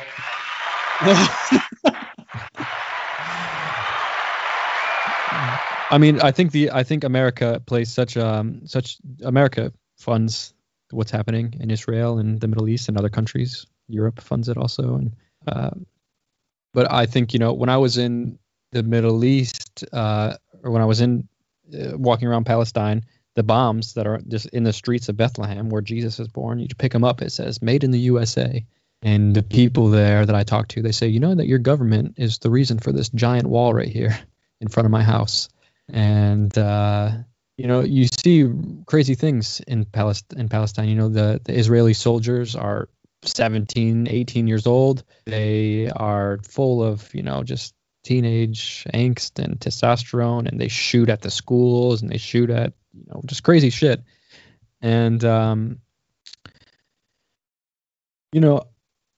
I think I have I just have a fire in me that I think conflict is it's not like the most liberating. It's not going to liberate you from anything, conflict. But I think humans have such a fire to just we're the primate in us. So there's like a huge part of me that just loves to keep on fighting this fight. And I think that I would love to see, like I said, an overthrow of the government and corruption and all these governments and politicians that just got their hands in this bad business that's, having children on both sides, 18-year-olds on both sides fight each other over ideas. And these ideas are ultimately, I don't even know if, and I'm not going to say that these people don't believe these ideas, but I think that these ideas they're indoctrinated into these lives of these people so that this conflict can happen. I feel like there's a lot of money to be made when you have these conflicts, and the U.S. funds both sides. Biden gave money to Hamas. Biden gives money to Israel, to the military. So, there's lots of weapon deals that are being made, and it's just, it's real bad. It's real bad business. And I think psychedelics have showed me in my life, some spiritual truths. Like I said, ultimately things are everything's cool. Ultimately, in the scheme of the universe, everything's cool, and there's no reason really to freak out. But it's also I recognize that there's a relative fight that I'd like to take part of. I have this YouTube channel that has given me a little bit of followers and stuff. So if I can amplify the voices of people that I feel like maybe, help share their stories, and maybe something can happen, even if one person sees the world differently. The revolution ultimately is a revolution with the self. So if we can, inspire the people in our own world to sort of reclaim power, then the revolution happens naturally. There's no need for wars or anything. And these people, they stop having power when we reclaim our own power. So, I feel like the psychedelics they show you both things. I think, there's definitely like a radiance to get your shit together in this psychedelic experience sometimes, but there's also a radiance of like your shit is already together. You're all right. You're safe. Everything's cool. So I think you get both of you get the polarities. And yeah, I mean, just natural as a human, I think that it's our duty to, help people that need help if we can help them, even if it's just, about talking about it. And it's hard with a situation like with this, because it's an ideological situation in some regard. So it's like taking a position almost, which can puts you on the wrong side in someone else's perspective, you know what I mean? Yeah. I think that's one of the biggest problems that we have in the world today. Is just everything is so fucking binary. It's like you're just not allowed to have an opinion where you say like, look, this here is bad, but look, this here is also bad. You're either, and I do feel this is even more extreme in America, because it's just everything is Democrat, Republican. God, it's either crazy left, right, and you cannot be like a little bit left and a little bit right. You've got to, or at least no matter what you are, society will put you into one of these sort of factions, and that's exactly what how it appears to me. It's psychological warfare. Yeah. And it's just, and it's so fucking stupid. I mean, like the middle, there is kind of truth in both of these things, and both these things are equally bullshit. Yeah, but it just seems like we're not allowed to. Witchcraft. This is the nature of witchcraft and the nature of spells. Is this right here? This is a perfect example of what a real spell is that there are these people, the cultural dictators, the narrative writers of our society. They project a certain version of reality in which benefits them and they use language and they use media to symbols to sort of mold this reality and have us fighting with each other and overly identifying with abstract concepts that, maybe don't even have anything to do with us, or they're forced upon us to have something to do with us.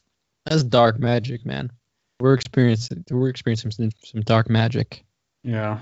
I mean, it does. I think it feels like that, and that ties into what you said earlier. Like it does feel like there is some kind of shift going on in the kind of the world today around. It's gonna happen. There's no way that it doesn't. This is the end of something. America, for example. This is the end of something. Yeah, this is the end. There's something new happening, and I feel like everyone feels it. And it's just, I suppose, then the question is like, what is the thing that replaces it? Is it something better, or how much of a hand can we have? We're in an extreme swing of the pendulum. I don't know if we'll be alive to see where what happens when the water settles, but who knows where it's leading? But we're definitely gonna be in like the beginning of like the thickness. Yeah, I think this is it will be one of those turning points in history. There's one more thing I wanted to pick your brains on, mate, and it's a bit of a kind of a weird topic, but I think you're in a kind of unique position to have an opinion on this. And so this is around, it's coming back to the sort of psychedelic retreats in South America. Just in regards, because I know that the retreats you've just been doing in Mexico are kind of heavily based around like 5-MeO and Sapo and stuff. So I've seen a lot of your videos on that. But then the kind of the thing that's been on my mind recently is, and just to be clear, I've done toad medicines, Cambo, 5-MeO, so I'm not sort of getting on a high horse, but it's been on my mind. It's like, is this sort of ethical? I'm around the toad medicines, because I feel like it occurred to me that it's kind of going under the same umbrella as plant medicines, so that this is something sustainable and this is something we can just pluck out of nature, but it's kind of not. And I know there's a big thing around sort of like Sonoran toads and sort of being mistreated and sort of being abused, and even if they're not being abused by some people, then at the point where they're being released back into the wild, then they can certainly be abused. Nobody has any idea whether this toad's been drained or not. And that's been something, again, like I talked about with Octavia, it's something I've been clashing with, like, shit, how do I feel about this in terms of, a kind of a culture that I'm a part of? I've got my stripe of Campbell scars down my arm. But yeah, is this some, is there something wrong? Is this kind of as clueless as some generations might think we're clueless about just throwing garbage into the street or something like that? And so, yeah, since you've been so close to these kind of medicines, I just wonder what your take was there. So I went to Sonora to learn about the toad and learn about conservation and learn about the Suris, who have now sort of adapted it into their shamanic traditions. They're sort of the guardians of the Sapo. Yeah. And they're who Octavio got permission to give the ceremonies from. Yeah. He went to the Suris. And, they told me that it's really bad business to mess with the toad. The cartel is really involved. The cartel comes to the tribe with guns, tells them to stop milking the toads because they want the cartel's making money. The cartel's making money from it now. And the tribe told me that the populations of the Sapos in the area, they said, like, during the rainy season, there'd be like this, they hang out under the street lights. So they say you see the toads by the puddles under the street lights because that's where the bugs are all at. Yeah. They said they'd be like, there used to be 40, 50 toads that just are always hanging out over there. They said within a year, it's down to like 10, 12, 13, 14, 15 toads. I mean, that's a significant drop. And also, just to on the other side of that, these toads are highly invasive in Florida, parts of Australia, and they're thriving and living, very luxuriously in huge numbers in different areas around the world. But in the Sonora Desert where they're from, they're being overmilked and and having their habitat destroyed through construction and other things too. I've never tried the synthetic version. I've heard it's pretty much the same. I'm a proponent of saying we should stop using the toad. It's something that I've talked to Arkana about. We've talked to it, and it's something that they are looking into. I just got this book right here. I don't know if you have seen this or if you got it's the Hamilton Mills. Oh yeah. I saw the episode where he found the guy who created it. It's a fascinating story. Ken Nelson. So this right here, and like this says, I don't know if you can see it. It says leave the toads alone. I think this is how to make this synthetic. There's like an equation or something, I don't know, or chemistry, something about how to do it. Anyways, yeah, you can buy this book if anyone wants to become like the Walter White of 5-MeO. Yeah, I think we should stop using the toad. I think it's probably bad business, and who knows, unless you're milking it yourself or getting it from the person that milks it, you're probably supporting the cartel. Yeah. The Suri people don't even really seem like the sort of tribal leader or whatever, like the older guy that sort of represents the Suri traditions. His name is Chapo. He doesn't really even like using the Sapo. He just sticks to their traditional medicine songs, and they actually, to go back to Octavio, they don't want him doing it anymore. Yeah, I think they told him to stop giving the ceremonies. So yeah, those people that are sort of the guardians of the traditions, of the new tradition, they don't want people doing it, really, Yeah, I mean, from my experience with the synthetic, it is. I mean, I had a better experience with the synthetic than I did with the toad, just because you could dial it in so much more kind of accurately. you can sort of, first of all, it's just easier to smoke, and secondly, like I say, you can be much more. You kind of know what you're getting if you say, give me. It's the best though. I love 5-MeO. Yeah, for sure. I mean, it's. You ever microdose it, or not microdose, but like the little hits? Well, I mean, that's the one thing with the. So when I've done with the toad venom, then it's always just been the macro dosing, and then when I got the synthetic, I tried what I thought was going to be a test dose, and was just completely I tried like sort of 5 milligrams or something like that, and I was deeper than I'd ever been on it. So the synthetic stuff is crazy strong. Where do you get that from? Is that is it legal or? Yeah. So here I could order it just online and have it come through the post. So, and a lot of places in Europe, you can just order it online as a research chemical, and it comes through custom stamped. It tells you exactly what it is. So no sort of. I want to see if it's legal here. In the US, no, mate, it's not. It's not. No. You should have got some when you're on your travels, mate. And I'm sure it won't be a problem for you. Next time you just don't, you're in this neck of the woods, like Czech Republic, Switzerland, where I am, Spain, Portugal, all these places you can just mail order it. Like, so when I would, so in Mexico, I was facilitating. So I had like the job of being a facilitator, like when you were there, like, helping out during the ceremonies and stuff, helping people walk to the bathroom, changing buckets or whatever. I would also facilitate the sapo ceremonies. So when people couldn't finish, like when they didn't finish their dose, I would finish it for them. Just like, oh shit, it's a dangerous game, mate.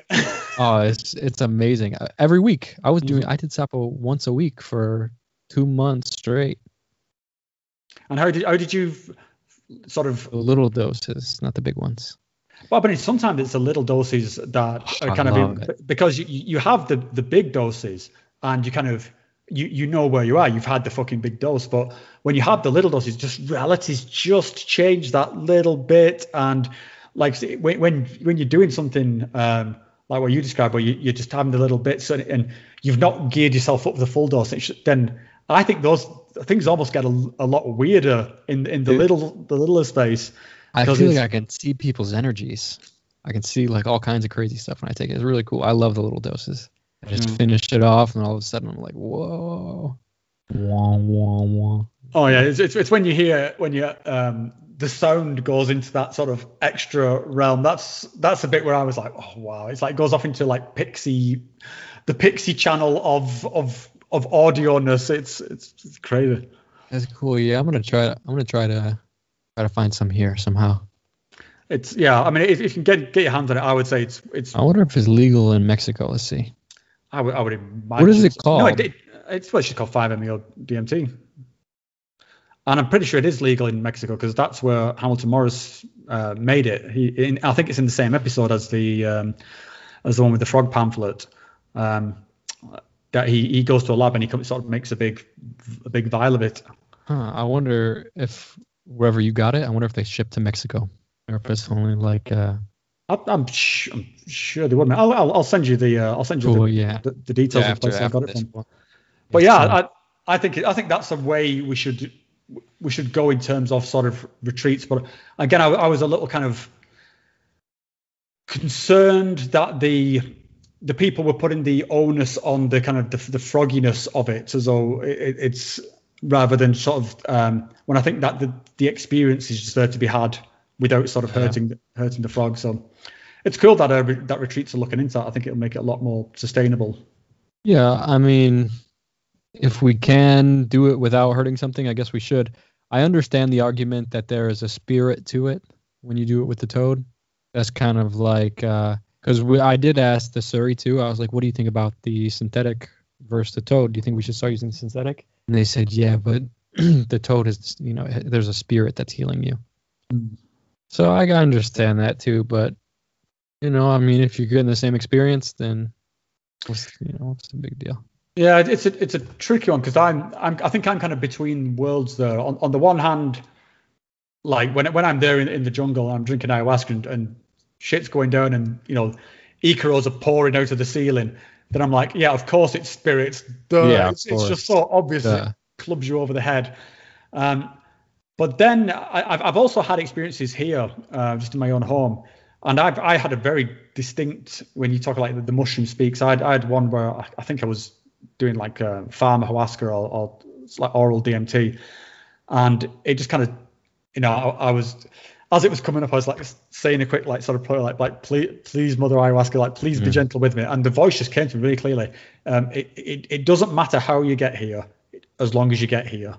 And I was like, oh, okay, that was kind of a very reassuring thing to hear, because there's a kind of a collision between, the traditional way being the only way, and the kind of the approach which I'm guessing most people will take is the DIY kind of, do LSD or mushrooms or whatever in your own home. And that kind of was quite reassuring to me that there is acceptance by the spirits of these things. So yeah, I think that's the spirit things. I'm a kind of agnostic, I would say, on that bit. Yeah, I mean, my personal belief is that there is probably some sort of weird intelligence that lurks in these realms, and like the voice of the mushroom is, I personally think it's like an external intelligence that's we're communicating with. That's my personal belief. The toad, I'm not sure if the toad, the 5-MeO, I don't think you lose an experience with the synthetic versus the toad. With mushrooms, I would be curious to see if the voice is still there through synthetic psilocybin. I'd be curious to test that. Yeah, I've never tried synthetic psilocybin, but I think this is one of the things why I grapple with it a little bit, because as soon as you start talking about spirits, it conjures up a kind of this world of, kind of woo-wooiness. But my personal lived in experience is that from in some way that I cannot explain, and I'm not even going to try to. I think you are consuming the consciousness of another kind of being, and so it kind of makes there is a fusing of that consciousness with your own, and we don't really understand what consciousness is anyway, or right. And especially the mushroom. I mean, you think of the mushroom. The mushroom is the oldest being on the planet. Mm-hmm. It's the first land life that came out of the water. We are essentially fungal expressions. We evolved from a mushroom body, billions of years ago or whatever. So I think maybe potentially when you eat the mushroom, you can be connecting to the genetic memory, like encoded in the DNA from billions of years, and that's what you're just tapping into, like this super well of knowledge that's just been encompassed in time. And it certainly feels like that. I mean, that's that feeling of a lineage, and I think this, what I was saying earlier about you feel your place in the universe, and you feel it because in that moment you have access to that kind of Akashic record of everything that ever happened, because you are experiencing through this kind of this networking of this biological networking. And I heard a really good quote on some podcast, whereas because of the place of mushrooms as like say as this ancestor, but also as this the thing which sort of it's fungus, and that clears the corpses away, and sort of clears away all the dead wood. And the quote was, mushroom, the space we exist in, like literally the growing with sun, is there because mushrooms cleared the way for us. Otherwise we would be like miles deep in corpses by now. If the mushrooms were not, if the mushroom kingdom was not decomposing all this stuff and recycling it all, then we'd just be living in piles of twigs and rotten corpses. You know what the mushroom told me my last ceremony? Okay, so I took mushrooms during an ayahuasca ceremony. That was bold. Super cool. I mean, I didn't drink ayahuasca, just mushrooms. Oh, okay. And the mushroom told me, this was the craziest trip I ever had. This is seriously, I'm still coming down from it. This was probably a month ago was this experience. The mushroom, because I was just sort of thinking about ayahuasca in my head, and I was I don't know, just thinking about stuff, and the mushroom sort of giggled, and it said, even the plants bow to me. And it said that so the conversation I was having with the mushroom told me it was going to eat me one day. It's kind of true. It said, I'm going to eat you one day, meaning that one day I'm going to die, and the mushrooms are going to, like you just said, are going to decompose my body. And I was like, oh man, like what does that even mean? And the mushroom said it means we're eternal friends. I was like, oh fuck. And then I remember just thinking, I was like, well, what about like ayahuasca? Like ayahuasca doesn't talk to me like this. And it was like ayahuasca's, she's the genie of the jungle, but even she bows to me. Even the plant queendom bows to me because they know their fate is the same. That one day I'm gonna eat all of this. All of this is you, like what you call time is actually the digestive tract of all of you being eaten by me one day. But that's actually quite a good.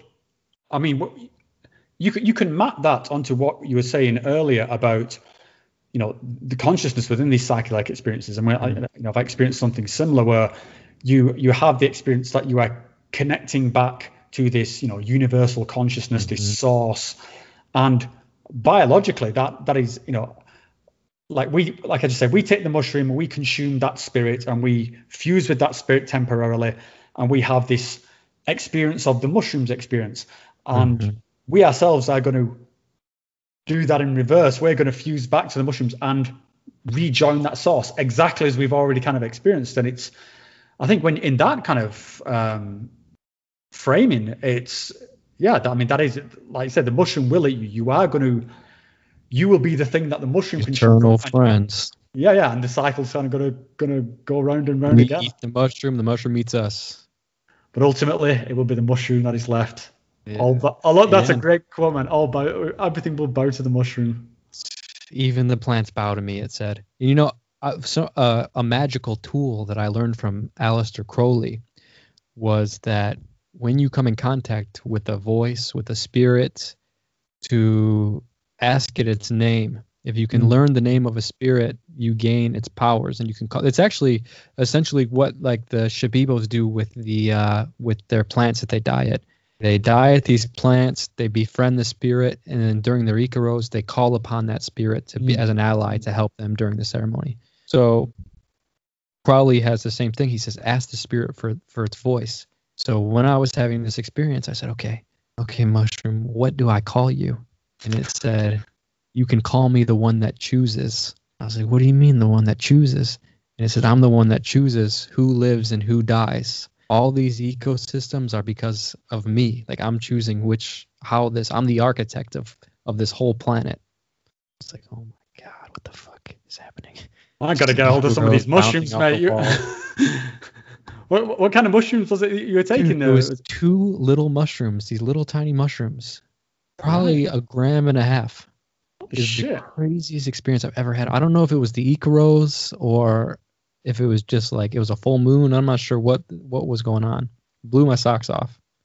Have you ever done mushrooms with like an MEOI, like ayahuasca, or? Because I've heard that's supposed to be like an even deeper sort of experience. I've never gone there myself, but I've heard good things about it. Mushrooms are crazy. For me, I put mushrooms at the top. Even the plants bow to the mushrooms. Like after the mushroom told me that, I was like, I trust it. I seen it so clearly. It came to me. You ever seen that TV show back on Sci-Fi Channel? Tremors is a movie. Tremors. Oh, I've seen the movie. Yeah, with the giant mole things. Big like this thing. The mushroom came to me in like that. It looked like that with these big teeth, and it was coming out of the ground as like this worm with teeth and saliva. That's what it was showing me when it told me it was going to eat me. Oh, that sounds like ayahuasca dark sort of thing. Yeah. But I mean, I think for me personally, I put sort of ayahuasca as the top of my sort of tree at the moment, just because it's helped me so much with just getting over just sort of issues I had from my childhood. But it's so not recreational that it's not something. It's not rough for me, man. Yeah, I don't see myself doing it sort of for The shamans, I bow to the shamans that do that all once a week or however many times a week. Like in the Amazon jungle, the Arkana, those shamans are doing it 4 times a week. Yeah. And this is kind of what he's saying when you with the 5-MeO. It's like these guys are living in this world of transformation and where the magic is just kind of happening. And it's, I guess when you go down that route, you've got to like just kiss your old life goodbye, because you are accepting this mantle of I mean, yeah, I mean, whatever it is, it's such a drastic sort of change of You're in life. the jungle. They talk about magic like it's a matter of fact. Like it's that's that frog over there. You got to watch out for that frog. That's from a brujo. You know, they talk about it like it's so normal. Oh, we're being attacked by brujos right now. You know, during the ceremony. Oh, the shaman said that there's a brujo attack right now. We have to sit up straight. It's like, fuck. How did I get in Hogwarts? And what about yourself? Because you said you've been like doing facilitating. Is that something you're going to carry on with, going down that path, or do you see yourself walking the sort of into that shamanic path? Or no, I think this is just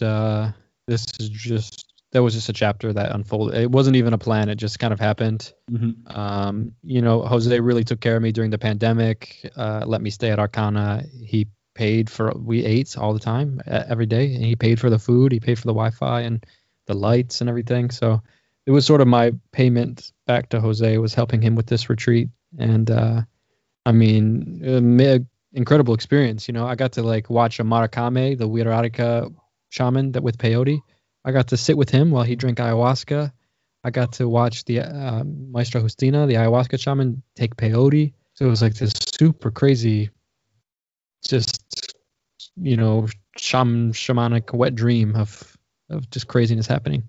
Yeah, I mean, like I say, mate, it sounds absolutely awesome, and I'm, you know, like I said, I'd be lying if I say I wasn't a little bit jealous of the experiences, but it's I'm glad that you're having them and sort of sharing them in the way that you do with the rest of us. I appreciate it.